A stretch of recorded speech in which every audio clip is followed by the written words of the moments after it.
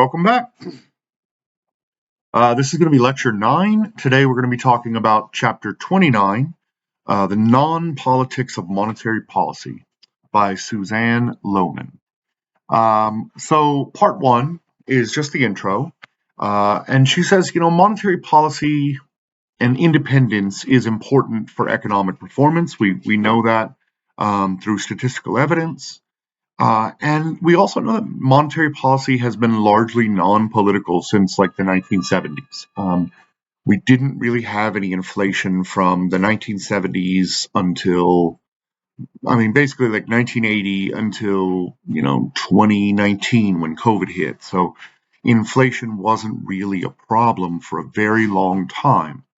Also, monetary policy has arguably improved over time, especially in the developed democracies, United States, United Kingdom, Germany, France. When you get to more sort of Mediterranean countries like Greece and Italy, they have, more problems generally with their inflation issues. And then a lot of not domestic, but sort of developing countries often have inflation issues. So we've learned that we shouldn't base our value of our money on the gold standard or silver or some metal, right? We've also learned that we should not shut down central banks when there's a recession or a depression. According to Keynesian economics, that's when you need to be pumping money into the system to create demand and thereby prop up, supply production. That was the devastating lesson we learned in the Great Depression: is don't shut down your banks, don't stop lending, or it'll just exacerbate the problem, right? But like I said, in international perspective, and more developing countries, we have a lot more inflation issues and a lot more sort of economic shock issues, right? So we see this in Mexico in 85 and 95. There was the huge Asian crisis in 1997, and then Russia fell in 98, and Brazil in 99. The Venezuela since 2010s have been a huge problem with inflation. And Argentina, Venezuela and Argentina both currently have enormous inflation problems. And then if you look at some other countries, especially like in Africa, they have had some severe inflation problems as well. So she moves on from these sort of historical examples and argues that this subfield of political economy has all but died and should be brought back. And she argues that there's, a couple reasons for this. First is demographics, right? Data shows obviously that the retiree to worker sort of comparison is just growing dramatically every single year. More retirees into the system and are drawing sort of retiree benefits, including Social Security and things of that sort. And especially healthcare costs too. So as more retirees enter the system compared to workers, there will start to be this pressure between the two groups on what happens with monetary policy, which we'll talk about later. She also mentioned that there will eventually be a guaranteed shock, right? And it was really interesting. She specifically mentioned a deadly disease spreading globally and how the world will have to come together with their monetary and fiscal policies to survive a global collapse. And so we saw this twice actually since the book was written. The first time was the 2008-2009 crash, where the banking system bought up all this, AAA rated mortgage bonds, and they would roll all these mortgages together and call it, this perfect investment, AAA rated. But then mortgages started to collapse across the country, and it devastated the whole world basically as the U.S. banking system started to collapse, and companies like Bear Stearns and others went out of business. And then 2019, when COVID hit, obviously the world had to sort of come together to decide what is our fiscal and monetary policy going to look like. and the vast majority of countries decided to pump money into the system to ensure that their systems didn't collapse to sort of prop up demand, right? So yeah, it was very interesting to sort of read that section. All right, part 2 covers the life cycle of social choice, public choice, and political economy. So here is where she sort of compares and contrasts these different approaches, scientific approaches to studying monetary policy and um, um, other sort of dependent variables, right? Um, So she gives a couple examples. The first is tax schedules, and you get different implications from studying it in different ways. So the traditional public finance literature basically says that there are incentives for the leaders of a country to sort of create this benevolent dictator um, form of governance, wherein they choose a progressive tax system. So that is a compromise sort of between the rich and the poor and to ensure some redistribution, but to try and ensure efficient economic output, right? The public choice paradigm says differently, though. It says that, there are incentives there rather than sort of the benevolent dictator where everyone gets a piece of the pie. There are incentives to just include enormous loopholes for special interests in the wealthy, right? So very different sort of approaches and very different outcomes on how you study it. We also have, another example they offer is special interests versus the public, right? So under public choice theory, it assumes that special interests are just always negative, right? And that they not only distort policy, but they lead to economic inefficiencies. But the political economy theory suggests that sometimes special interests can actually be beneficial. That it's really hard for legislators and lawmakers to collect good and full data about the economy, and that special interests can sort of provide that excellent data because they need the legislators to know what is happening in the economy. And so while the policy outcomes themselves may be potentially biased, the overall economic health should be highly efficient because the legislators are getting good information. Okay, so the focus shifts.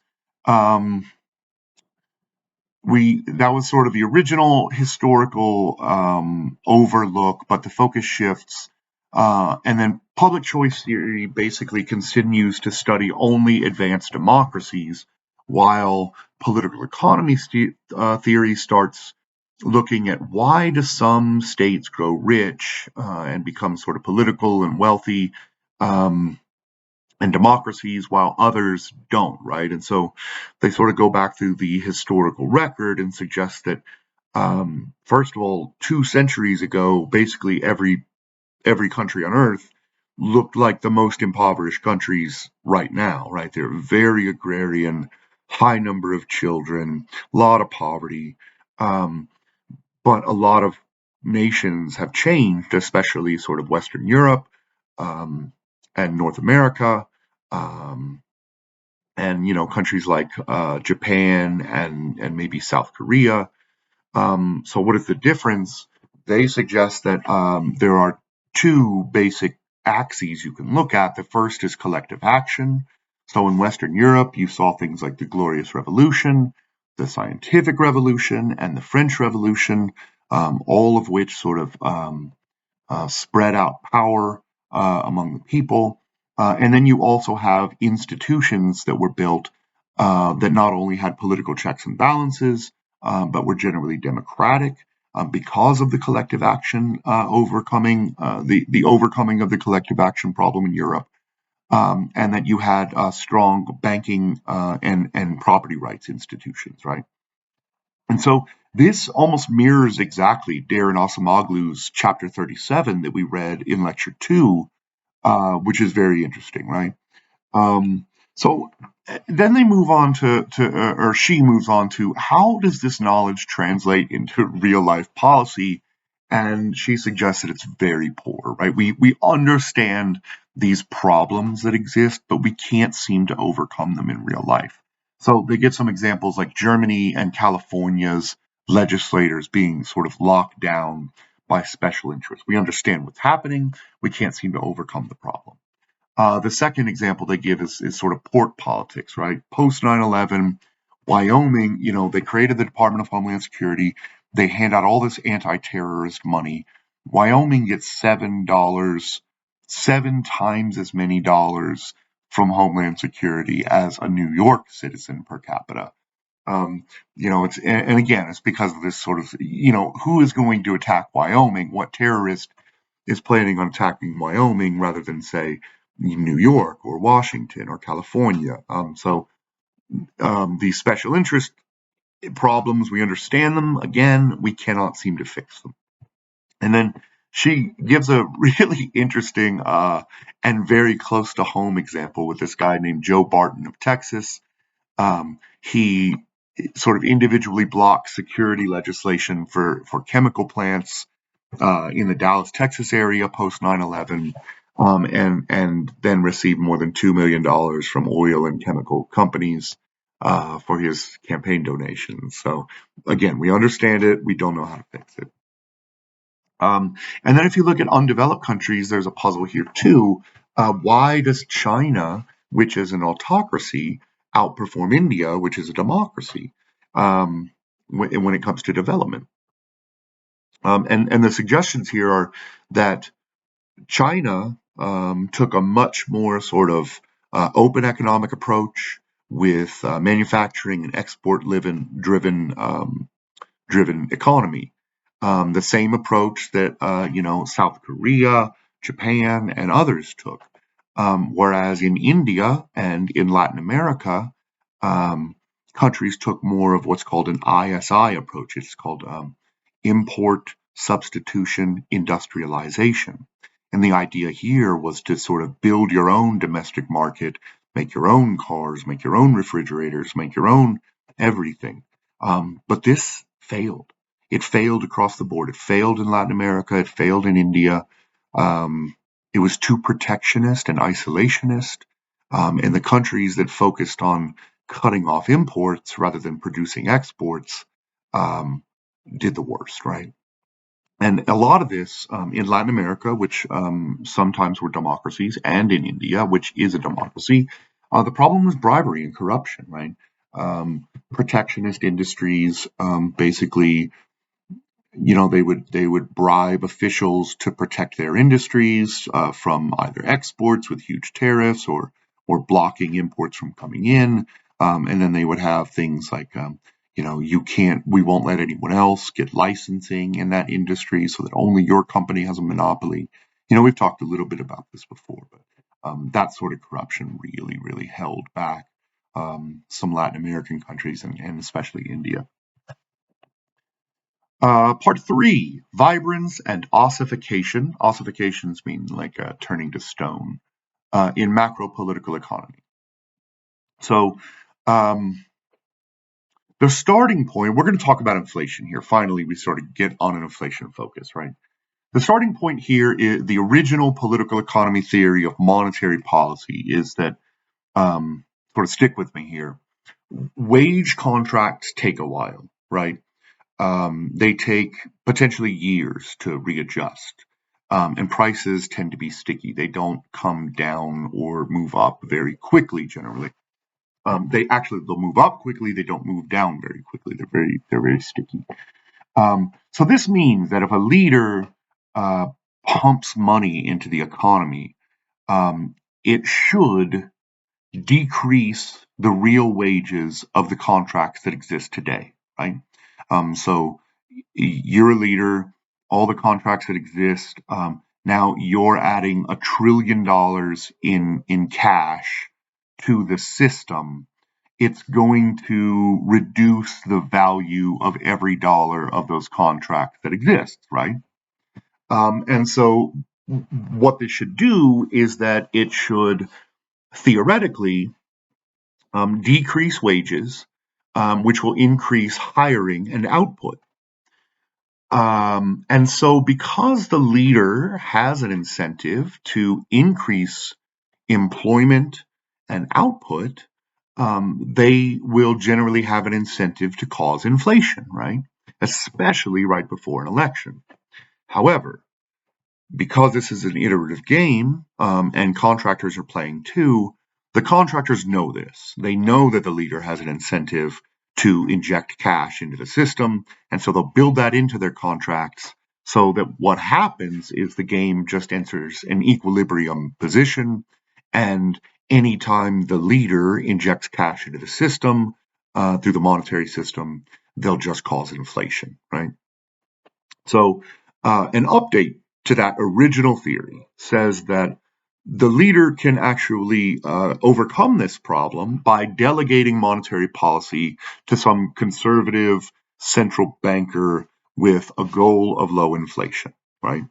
And so the leader takes the control and his incentive to cause inflation out of his own hands and hands it to someone else. So this should signal to contractors that a more responsible person is in the lead, and so that markup on contracts to um,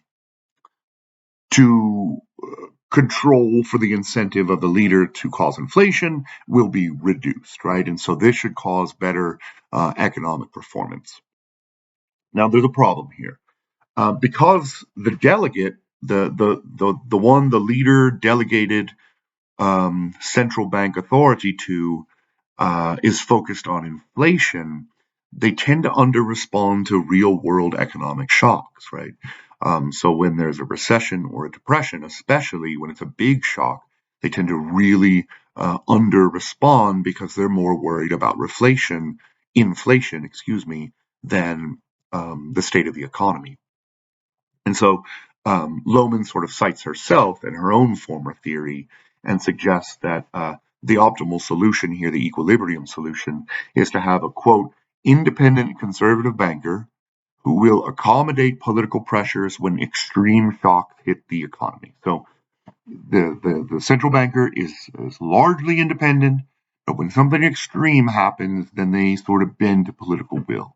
And this sort of sounds like the COVID response, right? This is, all of these central banks tend to be very independent and pretty conservative with a target of about 2% inflation. But when COVID hit, they all tended to pump money into the system. So when political responses become extreme, they have to sort of bend to their will. Okay. Then she asks, why are monetary economies vulnerable, right? So number one is that funding government spending, governments have and leaders have an incentive to fund government spending by simply printing money, right? But that's a real problem because it causes inflation. They also have an incentive to cause inflation or inject money into the system just before an election or when things are really bad, say for a dictator, right? Artificial inflation should drive up employment and productivity, like we learned earlier, so that a leader gets reelected. But again, this would just be expected by a contractor and they'll build it into their contracts. So it would just cause inflation. And this is the main reason that independent central banks are vital. Okay, so we'll move to part 4. And she starts to talk about these future problems, right? The demographic problem, especially. Retirees are going to take up more and more of our GDP through Social Security, through what would you call it, disability, through spending on healthcare, which is called Medicaid. This money can be raised by taxing, right? Oh, excuse me. My back's killing me. Okay. As a larger proportion of your society becomes retired, and they start taking up a larger proportion of the GDP, what you can do is you can tax the remaining working citizens at a higher rate to make up the problem. But we know that taxing is politically damaging, right? And so it is definitely not the number one go-to for politicians generally. And so the suggestion here is that monetary policy could become involved in the future. Um, by simply printing money to pay for those retiree benefits and to sort of reduce the value of their wealth in the banks, right? Which would help to sort of redistribute income to the young and working. Okay, so part 5 focuses on international institutions.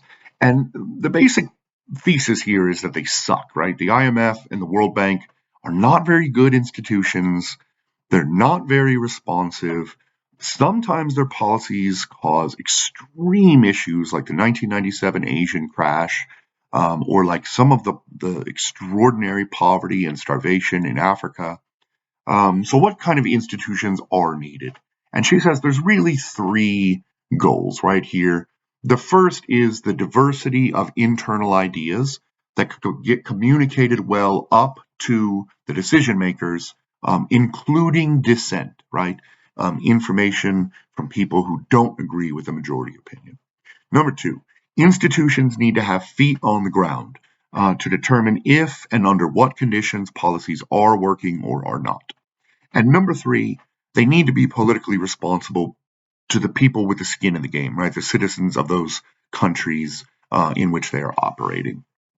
And she offers the Fed, the United States Fed, as a sort of shining example, right?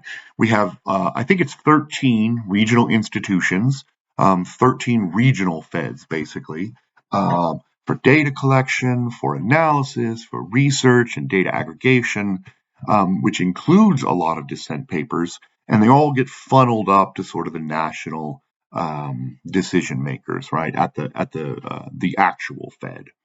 And then we also have strong political checks to ensure that the Fed is at least somewhat responsive to the people. And so these include appointments, they include budget approvals, and they include congressional oversight.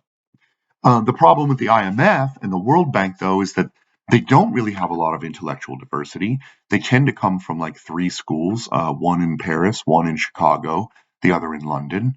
They have a lack of boots on the ground, right? They don't have really regional or countrywide institutions. There's very few sort of bottom-up decision-making processes where information gets funneled from the ground to the decision makers at the international level. There's no real political accountability to those they are serving. And she also says they're often overly beholden to the United States because the United States has sort of such power at the international scene. All right, so interesting chapter. Monetary policy. We will be back for the next chapter, which is political economic cycles. So I'll see you for the next one. Have a great night.